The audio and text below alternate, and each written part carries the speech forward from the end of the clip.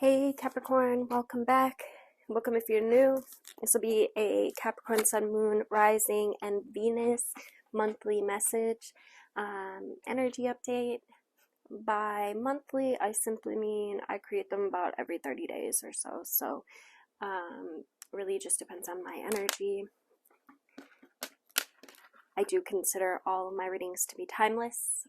So whenever you're guided here, it's the right time. All right. So the first card, or I should say the overall energy at the bottom of the deck, we've got 55, breaking down to a 10, breaking down to a 1. So 10 speaks to completion. 1 is a beginning. It's a reminder also of source energy, of oneness. 5s represent change. And in this deck, it's speaking to, by the way, this is the Star Codes Astro Oracle. This is the transits card, climate. The planets are always, moving through time and space, always spinning around us. And when those planets form a geometric relationship to one another, they create transits. And this is it's like the astrological weather condition of the day that affect us all. When a moving planet forms a geometric relationship to a planet in your natal chart, that transiting planet can act like a guest who enters your house and sits in your kitchen or sprawls in your living room. It activates that part of your existence. If that transiting planet talks to Mars, or I should say talks to your Mars, it activates your warrior nature and your flight-fight response. If it talks to your moon, it initiates a story centered around your home, your family, how you nurture yourself. So this card speaks to a situation that may be in flux right now. The surrounding conditions are changing. A good time to stay alert, aware, and be ready to respond to any incoming dangers or opportunities. Right? Some people are moving in, others are leaving. New opportunities open and old chapters close. Listen to the grapevine for changes in personal or economic conditions. You're not in control of these elements, but you can make the most of these changes and like have this inner exchange, dancing with fate, if you will. People that walk into your life right now may be like karmically important. Either the relationship will last a long time or it may be short, and teach you a lesson. It can be helpful at this point to look at the transits in your natal chart. And there's no volume control on this card's energy. The transits might trigger a small, very minute change, or it could signal a really huge shooting star that blazes across your life and turns your direction entirely. You have choices, though. Ask for grace and guidance when responding to the changing circumstances. Wild cards are in play, right? You may not be in control of who or what brushes into your life right now, and that can be scary, but as is life, right? The gift with this card is, it's like, even though life is an ever-moving circus and you may not control the people, or you don't control the people and events transiting your life, know that you are in complete control of your response to the transit. Okay, choose wisely. The next card we had come out, Capricorn, we've got Neptune. Number 26 breaks down to an 8. Reminder of the connection to infinity, to all that is. And this is the Neptune card of vision. Neptune is the modern ruler of Pisces, and it takes about 165 years, I think, to tour the zodiac. On a practical level, it signals water, liquids, oils, art supplies. On a challenging day, it shows us how we avoid gritty reality, right? Whether we escape through our imagination, addictions, or martyrdom. On a lovely day, Neptune speaks of spirituality, imagination, psychic perception. A really good time to pray or meditate, use your psychic gifts, your intuition, your divination, right? Good time to rest and dream, pay attention to your dreams. Dreams have been really standing out the past couple days in the readings. Good time to activate the right side of your brain and step out of like any sequential linear logic into the sense of the infinite, like I was saying, the connection to all. Engage in ceremony, ritual. Find a dream or a vision and bring it back here to manifest. Because Neptune invokes both intuition and imagination, it can blur the boundaries between the two. It's all too easy to believe that what you want or what you're afraid of is in fact reality, which can make it easy for others to manipulate you by playing to your hopes and fears. Just take each step with care, right? And working with Neptune is like walking in the fog. You can see the present moment clearly. It's just the future and the past that gets lost in the hopes and fears. If the world feels too harsh, or if you're feeling easily overwhelmed, tend to your sensitivities, right? Pray instead of worry. Neptune speaks of our psychic permeability, right? Encouraging us to soak up our surroundings. Use that to your advantage. Choose your surroundings carefully as well. Meditate with a group. Tune into the trees. Connect with the sky, the clouds, the earth beneath you, sacred sites. Immerse yourself in whatever feeds you. The challenge with Neptune is Neptune overwhelm can turn acceptance into passivity, right? Imagination into illusion. Sensitivity and the hunger for spirit into addiction, right? So just stay conscious.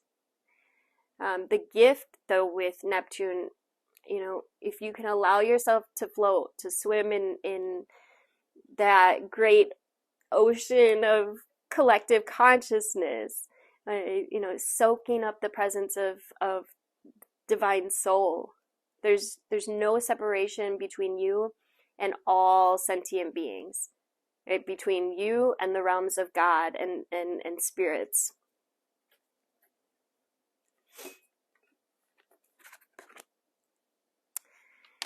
And then we've got number 48. And for those that are curious, I am just doing shorter zodiac sign readings this month. But do make sure you check out the daily teas that I post as well.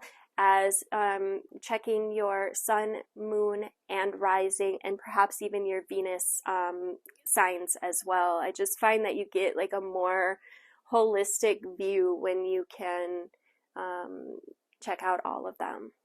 Okay, or whichever ones like stand out to you, right? Whichever ones are calling you, because it might be one that's not even like you're like maybe it's like Cancer, your opposite sign. You don't even have any Cancer, for example, maybe in your chart, but it really kind of like is pulling at you. Check it out, right? Pay attention to that draw. I don't know who needed to hear that, but coming back, we got 48 breaking down to a 12, which is to me the number of ascended masters. It's a very divine number, magical number.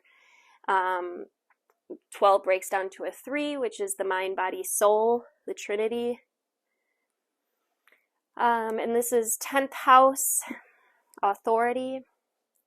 So if your chart were a village map, the 10th house would hold like the courthouse, the government seat, and the public face of your work, right? This is the arena for your most public self, your relationship to authority figures, right? Your role as a leader. So you're being asked to step up, Capricorn, and take on the next level of personal authority. It's hard to build something without a clear blueprint. So look at your definition of what a strong leader is, right? And perhaps decide whether you need to amend it. Right? Remember how you felt as a kid about your parents, or the school principal, the priests, the police, and teachers. Observe whether they used their responsibility wisely and whether they encouraged you to develop yours, or whether you needed to rebel to be safe.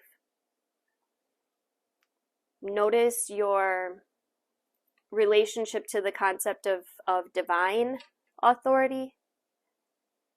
Investigate if it was something to be feared, ignored, or expanded. Did it offer you safety and refuge? Because these patterns affect both how you react to outside authority and what you expect from yourself as a parent or a professional or leader. Right? It's important to sort between the traits that worked and those not worthy of copying. Right? Deconstruct, I should say, any assumptions about authority that no longer serve you. Okay? Authority is no longer what people carry. It's about what you're developing within. Right? Take responsibility for healing old wounds around empowerment and create new blueprints. If needed, tell off someone who abused their authority, even if either, you can do it in person, in therapy, or in a letter that you just burn and release. Powerful. Okay, get the training and certification that you need, perhaps. Okay, create a mental collage of good role models, right? People who lead in a way that empowers others, and then create this clear picture of a competent, responsible, lovable, and empowering authority, and step into that role. Let that be the pillar in your community and family with confidence, right? The challenge with this card is, a bully is the parody of true leadership. Be careful not to mistake power, especially over other people, as equal or equivalent to empowerment within. The gift here is wherever you are in your evolution, it's time to take the next step of up the mountain of leadership and empowerment and accomplishment. Powerful time for you, Capricorn. Let's get you some tarot. Thank you guys for hitting that like button if you enjoy my readings. It really does help if you interact with the videos. If you know someone that could benefit from my readings, please share this video out to them. Let them know how it's made a difference in your life. Capricorn. All right. First card out. Does not surprise me that this is the first card out, because this card has been coming out for the collective all week. The Nine of Wands speaks to your boundaries. It speaks to your courage, your resilience, and to your persistence. Nine speaks to manifestation. So about this you could feel like you're being tested, or like there's a test of faith, or just feeling like you're being tested right now in some way. But I feel like this is about your inner growth and how you're going to evolve, where you see yourself evolving or don't. All right, that could be important. If you don't see yourself evolving or don't have a vision of where you want to go, where you want to be, that could be detrimental. Okay, because then you'll just end up in some random place. Whereas if you know, you have a goal, you have a target, you have an idea of what you want to become, then you start to become it. We got another 9 here, the 9 of Swords. We got 2 9s.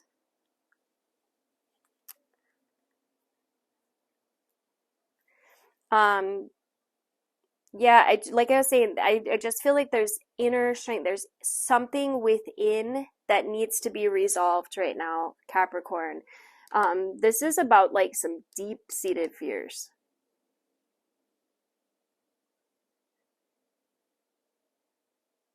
Yeah, how can you get to the bottom of these deep, unresolved fears?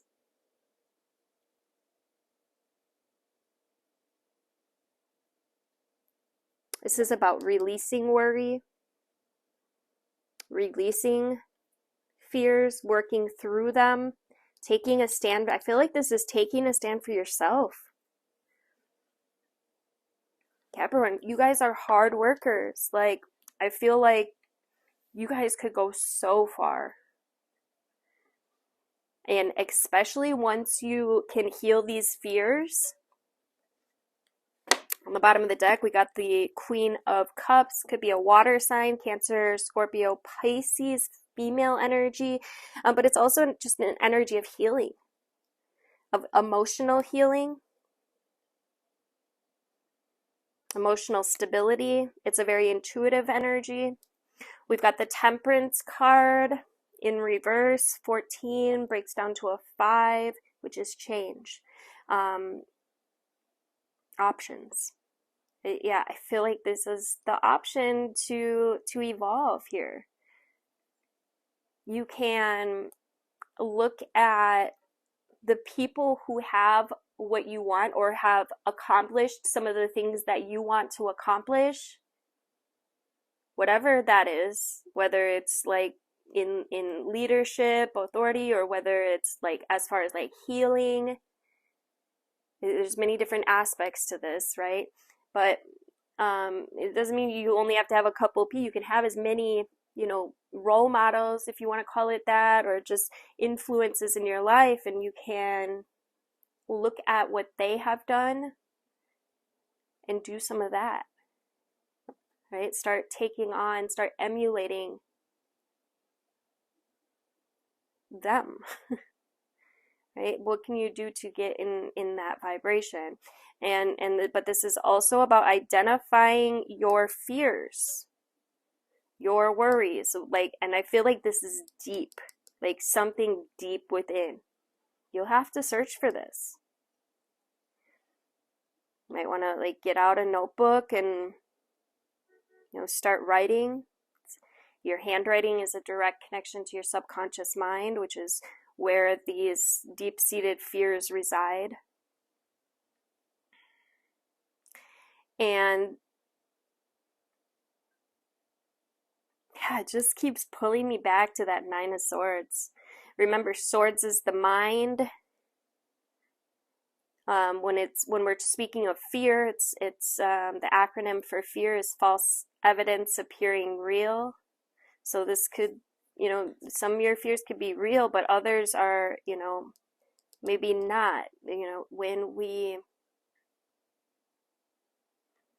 have certain experiences, when we're, especially like as a child, when we're learning and growing, we take certain responses, certain reactions based on certain whatever we're experiencing, right? And then we have a tendency to repeat those reactions,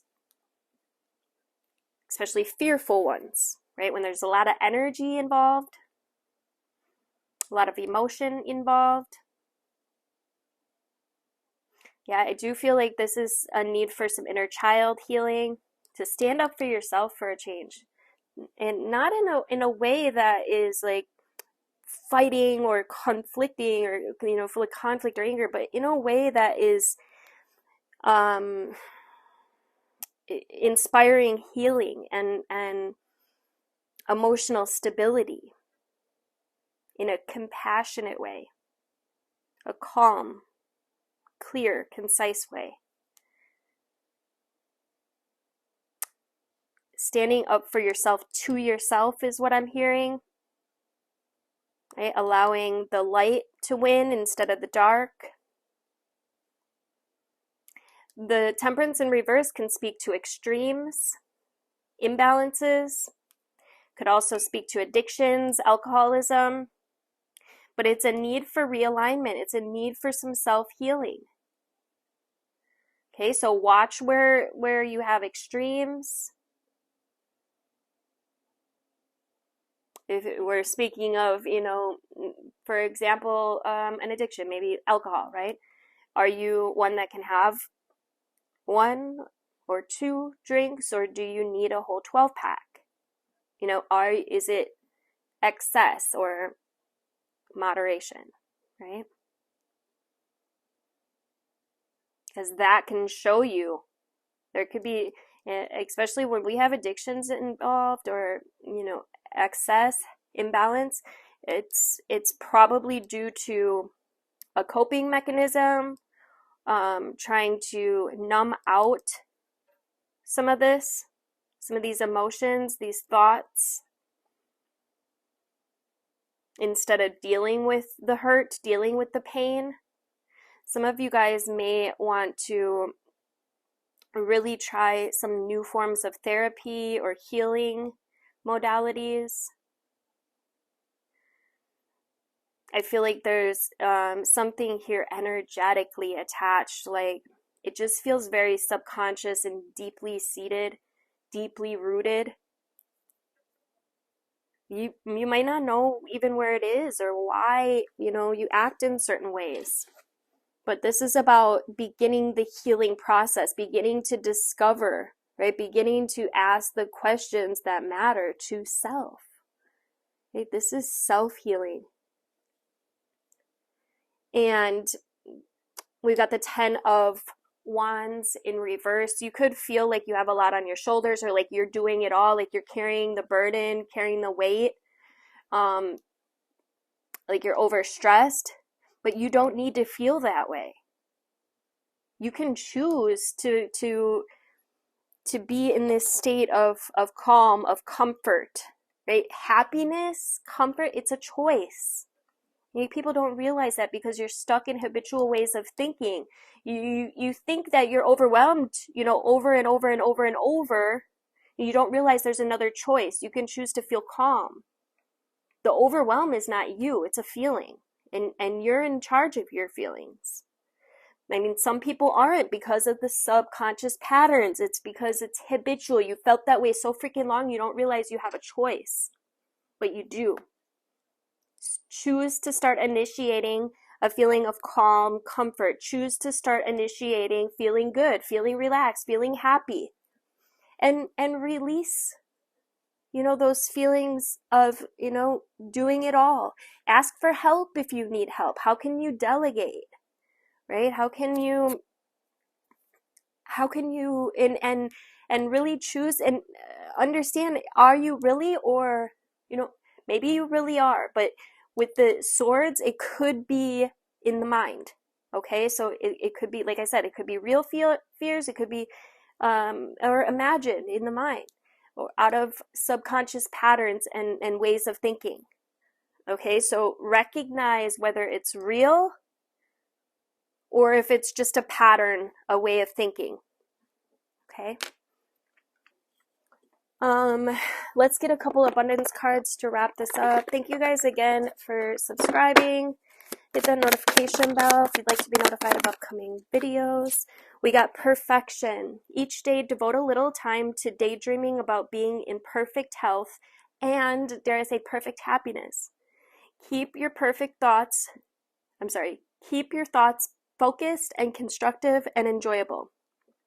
Trust that whatever you're dreaming about will soon manifest in your life.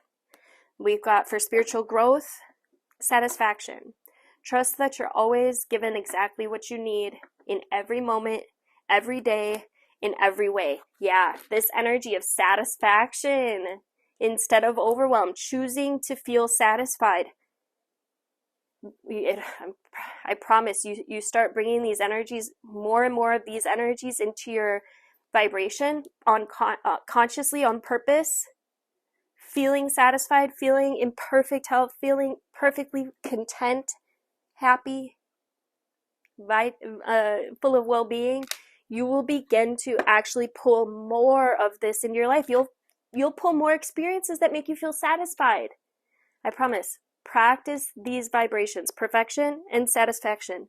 On the bottom, we got, for health and well-being, root yourself. It says, lie down on a patch of grass and feel the energy of the planet flowing through you, renewing every cell in your body and healing you. And know with every fiber of your being that this is happening. And it is because you've set the intention to feel it happening. That's all it takes, is that intention. Thank you guys again for liking, sharing, commenting, all the things. Till next time. Love you guys.